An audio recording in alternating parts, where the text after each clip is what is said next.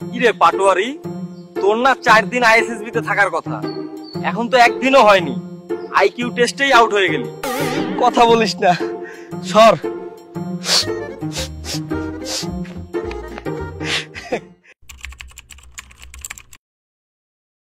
বলেছিলাম এই ঘিলু নিয়ে আইএসএসবির আইকিউ টেস্টই পার হতে পারবে না তোমার গুণধর ছেলে। তুমি আমার ছেলের ঘিলু নিয়ে কিচ্ছু বইলো না, আজ ঘিলু না হলেও একদিন হবে।